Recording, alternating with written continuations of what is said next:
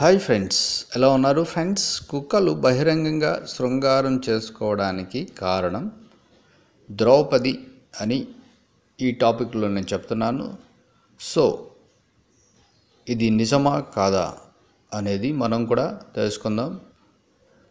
So friends, ఈ వీడియోని like చేయండి, షేర్ చేయండి, తప్పకుండా ఛానల్ని సబ్స్క్రైబ్ చేయండి. సబ్స్క్రైబ్ చేసుకున్నారు, బెల్ ఐకాన్ క్లిక్ చేయండి. Thank you for watching. ఒక భర్త కలిగిన స్త్రీ పతివ్రత అవుతుంది, కానీ 5 భర్తలను కలిగిన స్త్రీ ద్రౌపది ఎలా పతివ్రత అవుతుందని కొందరు వితండవాదం చేస్తూ ఉంటారు. ద్రౌపది నిజంగా పతివ్రతే. అదెలాగండి? ఒకే భర్త గల స్త్రీ పతివ్రత అవుతుంది, కానీ 5 భర్తలు గల ద్రౌపది పతివ్రత ఎలా అవుతుంది అని ఒక ఆలోచన లేదంటే ఒక క్వశ్చన్ మనలో వస్తుంది.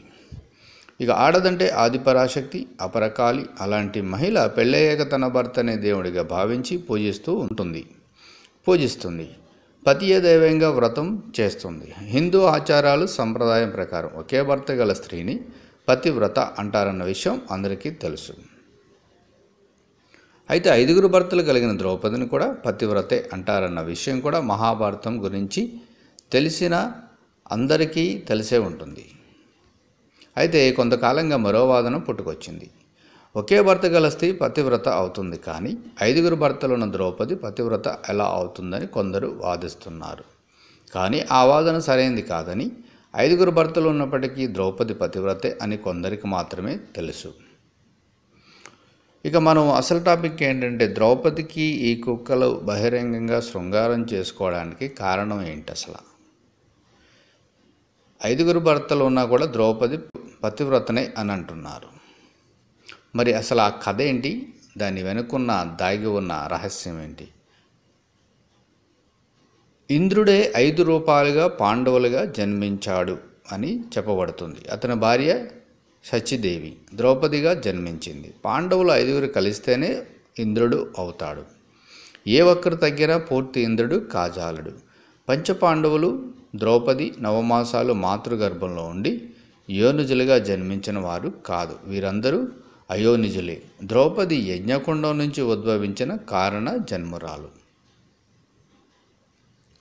త్రిశురుని ఇంద్రుడు సంహరించాడు. ఇక ధర్మరాజాదులు కుంతి మాతృలకు ఎలా జన్మించారో జగతికి తెలిసిన కథే. కానీ అలా జన్మించడానికి వెనుక ఉన్న అసలు కథ చాలామందికి తెలియదు. త్రుష్ట ప్రజాపతి కుమారుడైన త్రిశురుణ్ణి ఇంద్రుడు సంహరించాడు. ఆ కారణంగా ఇంద్రునికి బ్రహ్మహత్య పాతకం సంక్రమించి స్వర్గలోకాధిపత్య అర్హతను కోల్పోయాడు.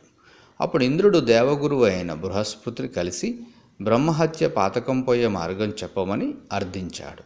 బృహస్పతి ఇంద్రునికి తపస్సు చేయమని సూచిస్తాడు.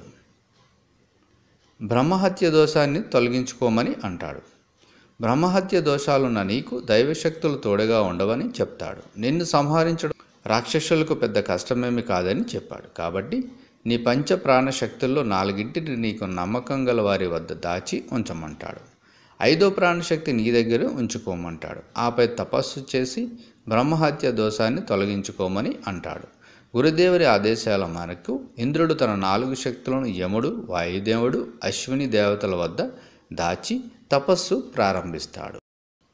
పాండురాజు భార్యలైన కుంతిమాద్రిలు దుర్వాసన మహర్షి సంతాన మంత్ర మహిమతో పంచపాండవులకు తల్లులయ్యారు. అలా యముడు, ఇంద్రుడు, వాయువు, అశ్విని దేవతలు తమ వద్దనున్న ఇంద్రుని పంచప్రాణాలను పంచపాండవులుగా అనుగ్రహించి జన్మనెత్తేలా చేస్తారు. కాబట్టి పంచపాండవులు 5 కలిస్తేనే ఇంద్రుడు అయ్యారు.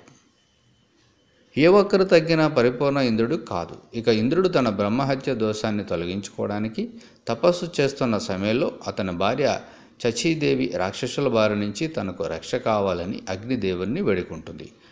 ఆయన నీడలో కాలం గడుపుతుంది. కానీ తన భర్త ఇంద్రుడు 5 రూపాల్లో భూలోకంలో జన్మించాడని తెలుసుకున్న శచీదేవి యజ్ఞగుండం నుంచి ద్రౌపదిగా జన్మించి పంచపాండవులకు అర్ధాంగిగా మారింది. భౌతికంగా పాండవులు 5 కనిపిస్తున్నా నిజానికి వారందరూ కలిసి ఒక్కరే. అంటే ఆ ఒక్కరితో ధర్మబద్ధంగా సంసారం సాగించిన ద్రౌపది ఖచ్చితంగా పతివ్రతే. ఇందులో ఏమాత్రం సందేహం లేదు. ఇక ద్రౌపదికి ఉన్నవారం కారణంగా ఆమె తన భర్తలతో సంభోగించిన ఎప్పుడూ కన్యత్వాన్ని కోల్పోదు. ఒక భర్త దగ్గర నుంచి మరో భర్త దగ్గరికి వెళ్ళేటప్పుడు ఆమె అగ్నిలో నడుస్తూ వెళ్ళేది. అప్పుడు తన కన్యత్వాన్ని తిరిగి పొందేది. అయితే ఆమె ఒక భర్తతో ఏకాంతంగా ఉండేటప్పుడు చుట్టుపక్కలకు ఎవరూ రాకూడదు. అలా వస్తే రాజ్య బహిష్కరణ ఉంటుంది. ఒకసారి ద్రౌపది ధర్మరాజుతో ఏకాంతంగా ఉన్నప్పుడు ఒక కుక్క అక్కడికి వచ్చి గట్టిగా మొరగడమే కాకుండా ధర్మరాజు చెప్పు కూడా ఎత్తుకుపోయింది. అప్పుడు ద్రౌపది కోపంతో, మా ఏకాంతానికి భంగం కలిగించినందుకు ఈ క్షణం నుంచి ఈ కుక్కలన్నీ బహిరంగంగా శృంగారం చేసుకుందుగాక అని శాపం ఇచ్చిందట. ఇక మరో కథ కూడా ఉంది. ఇక ద్రౌపది గురించి మరో కథ కూడా ఉంది. స్వయంవరంలో అర్జునుడు మత్స్యయంత్రాన్ని ఛేదించి ద్రౌపదిని గెలుచుకున్నాడు. ఇంటికి వచ్చి రాగానే, అమ్మా, నేను ఒక మంచి బహుమతిని గెలుచుకొని తెచ్చాను అని తన తల్లి కుంతితో అంటాడు. 5 సమానంగా పంచుకోండి నాయన అని అంటుంది. దీని ఫలితంగా ఆమె 5 భర్తలకు ఇల్లాలు అయింది. దీనికి కారణం శివుడు కూడా ఆమెకు 5 భర్తలకు ఇల్లాలు అవుతానని వరం ఇచ్చాడని కూడా ఉంది. మామూలుగా ఈ వివరణ అంతా ఇవ్వడం చారిత్రకంగా భారత రచనలో చేరుస్తూ వచ్చారు. దీనికి కారణం ఒక భర్త ఒక భార్య ఉండే సమాజం వచ్చిన తర్వాత ఈ పరిణత వాతావరణంలో 5 భర్తలు ఉండడం అనేది అదొక తప్పుగాను విచిత్రంగాను సామాజికంగా చాలా తక్కువ చర్యగాను భావించే స్థితి వచ్చిన తర్వాతనే ద్రౌపదికి ఇలాంటి వివరణ ఇవ్వవలసి వచ్చింది. దేవుడి వరంగా కారణంగాను తల్లి ఆదేశం కారణంగాను ఈమె 5 భర్తలకు ఇల్లాలు అయింది. అందువల్ల ఇది తప్పు కాదు అని చెప్పే ధోరణి ఇది. కానీ ఇది ఒక సామాజిక స్థితిని, ఒక సమాజంలో నిజంగా ఎల్లకాలంగా ఉండే స్థితిని చెబుతుంది. ద్రౌపది ఉన్న పాంచాల దేశంలో బహుభర్తత్వం అనేది చాలా సర్వసాధారణంగా సామాజిక ఆచారం. దీన్ని వారి సమాజంలో వారు ఎవరూ తప్పుగా అనుకోరు. బహుభర్తత్వం ఉన్న సమాజాలు నేటికి ఉన్నాయి.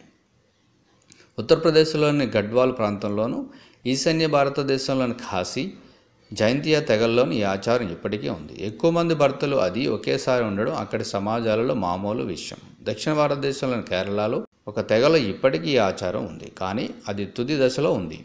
దీన్ని పాటించడం ఇప్పుడు వారు కూడా దోషంగా పరిగణించి మానివేస్తున్నారు.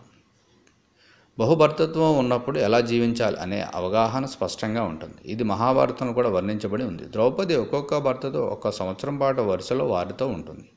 ఆ సమయంలో మరొక భర్త ఆమె వైపు చూడడం, కలవడం ఉండదు. దాన్ని తప్పుగా పరిగణిస్తారు. ద్రౌపది ధర్మరాజుతో ఉన్న కాలంలో, ఆమె భర్తతో ఏకాంతంలో ఉన్న కాలంలో అర్జునుడు నియమం తప్పి వారు ఉన్న ఇంటిలోనికి పోతాడు. దీనికి ఫలితంగా 1 సంవత్సరం పాటు వనవాసం శిక్షణ అనుభవిస్తాడు. ఈ కాలంలోనే తపస్సు చేస్తాడు, శివుని మెప్పిస్తాడు, పాశుపతం సంపాదిస్తాడు. ఇలా నియమంతోనే వారి జీవితాలు ఉంటాయి. బయటి సమాజంలో ఉండేవారు భావించినట్లుగా అసంగతంగా కానీ అడ్డగోలుగా కానీ వారి జీవితాలు ఉండవు. ద్రౌపది ఒక మహారాజు కుమార్తె. అంతేకాదు మరొక మహారాజుకు భార్య, పరమ పతివ్రత. 5 మహావీరులకు ఇల్లాలు. వారు ఎంతటి మహావీరులు అంటే ప్రపంచంలో మరెవ్వరూ వారిని గెలవలేరు. 5 మహావీరులైన కుమారులకు తల్లి కూడా వీరికి ఏమాత్రం తీసిపోయిన మహావీరుడైన ఒక అన్నకు చెల్లెలు, మరొక మహావీరుడైన తండ్రికి కూతురు. కానీ ఇంతమంది ఉండి ఏ స్త్రీకి జరగని అవమానాన్ని పొందింది. నిండు సభలో అందరి ఎదురుగా ఒకడు ఆమె బట్టలు ఊడదీసి నగ్నంగా నిలబెట్టే ప్రయత్నం చేశాడు. మరొక దుర్మార్గుడు సైంధవుడు అనేవాడు వనవాసంలో ఉండగా ఆమెను బలాత్కారం చేయడానికి ప్రయత్నించాడు. ఇంత ఘోరమైన అవమానాలు ద్రౌపదికి జరిగాయి.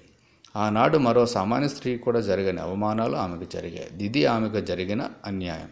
దీనికి కారణం ఆమె భర్తలు వారు నమ్మిన న్యాయానికి, ధర్మానికి కట్టుబడి ఉండడమే. సో ఫ్రెండ్స్, ఇదండి అసలు కుక్కలు బహిరంగంగా ఎందుకు శృంగారం చేసుకుంటా అనే విషయం ముఖ్యమైనది.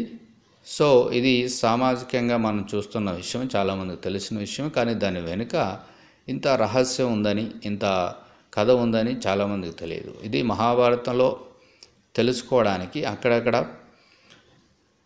చేర్చబడిన విషయాలు ఇవి. అంటే ఎప్పుడైతే ద్రౌపది శృంగారంలో ఉందో అప్పుడు కుక్క రావడం, తర్వాత చెప్పును కూడా తీసుకుపోవడం, దానివల్ల ఆమె శపించడం, అక్కడ నుంచి ఈ శృంగారం అనేది కుక్కలకు అంటే పబ్లిక్లో బహిరంగంగా చేసుకునే అవకాశం ఆ శాపం నుంచి వచ్చిందని ఈ కథ ద్వారా మనకు తెలుస్తుంది. సో ఫ్రెండ్స్, మరి మీకు కూడా అర్థమైందని అనుకుంటున్నాను. Thank you for watching.